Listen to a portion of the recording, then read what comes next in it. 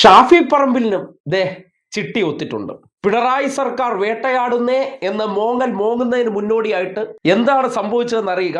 അല്ലെങ്കിൽ കാള പെറ്റു എന്ന് കേട്ടുടനെ അയ്യോ ഞങ്ങളുടെ ന്യൂനപക്ഷ ഷാഫിയെ വേട്ടയാടുന്നേ, ന്യൂനപക്ഷ വേട്ടയാടലേ എന്ന മോങ്ങലിന് വേണ്ടി സുഡാപ്പികളും ജമാഅത്ത് ഇസ്ലാമിക്കാരും മുതിരുന്നതിന് തൊട്ട് മുന്നോടിയായിട്ട് ഈ വാർത്ത കേൾക്കണം. എന്നിട്ട് ഷാഫിയെ പറഞ്ഞൊന്ന് മനസ്സിലാക്കി കൊടുക്കണം. ഇവിടുത്തെ നിയമവ്യവസ്ഥയൊന്നും സിനിമാ സ്റ്റൈലിൽ മാത്രമേ ലംഘിക്കാൻ പറ്റൂ, യഥാർത്ഥ ജീവിതത്തിൽ നടക്കാൻ പറ്റില്ല. കാര്യം സോഷ്യൽ മീഡിയ സൂപ്പർ സ്റ്റാർ ആയതുകൊണ്ട് എനിക്ക് പോലീസ്, നിയമം, കോടതിയൊക്കെ പുല്ലാണ് എന്നാണ് ഷാഫി ഖാന്റെ വിചാരം. അങ്ങനെ കോടതിയോട് ഹുങ്ക് കാണിച്ചതിനാണ് പണി ഇരന്ന് വാങ്ങിയിരിക്കുന്നത്. പാലക്കാട് ദേശീയപാത ഉപരോധിച്ചതുമായി ബന്ധപ്പെട്ട കേസിൽ ഷാഫി പറമ്പിൽ എംപിക്ക് arrest warrant. Palakkad judicial first class magistrate കോടതിയാണ് ഷാഫി അറസ്റ്റ് ചെയ്ത് ഹാജരാക്കാൻ ഉത്തരവിട്ടത്. 2022 ജൂൺ 24 പാലക്കാട് കസബ പോലീസ് രജിസ്റ്റർ ചെയ്ത കേസിലാണ് നടപടി.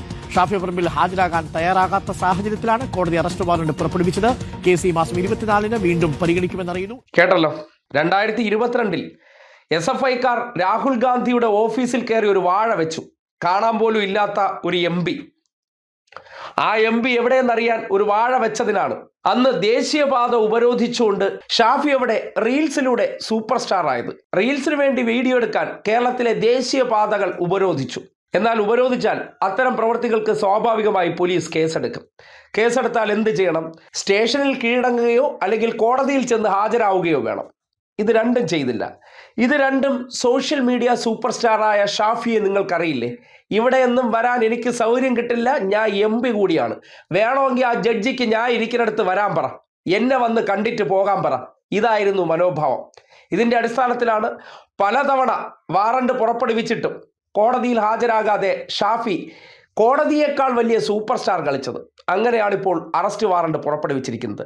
അറസ്റ്റ് ചെയ്ത് തൂക്കിയെടുത്ത് അവൻ ഇവിടെ കൊണ്ടുപോവാ എന്നാണ് ജഡ്ജിയുടെ ഉത്തരവ്. സ്വാഭാവികമായി ചെയ്യേണ്ടതാണ്. പൊതുമുതൽ നശിപ്പിക്കൽ അല്ലെങ്കിൽ സമരം എന്ന പേരിൽ ആഭാസത്തരങ്ങൾ ദേശീയപാതയിൽ ഉൾപ്പെടെ സഞ്ചരിക്കുന്ന മനുഷ്യരുടെ സഞ്ചാര സ്വാതന്ത്ര്യം തടസ്സപ്പെടുത്തിക്കൊണ്ട് ചെയ്ത പ്രവർത്തനം അതെന്തോ ഹീറോയിസ്റ്റിക് പ്രവർത്തനമായിട്ടാണ് മനസ്സിൽ കൊണ്ട് നടക്കുന്നത്.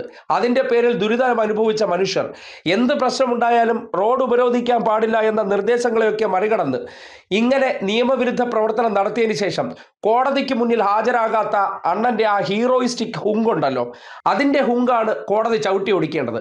കേവലം ഒരു MP ആയതുകൊണ്ട് ഈ രാജ്യത്തെ നീതിന്യായ വ്യവസ്ഥകൾക്കും കോടതികൾക്കും മുകളിലെന്നാണ് മനോഭാവം. അത് ജഡ്ജി ഒന്ന് നോട്ട് ചെയ്യേണ്ടതാണ്.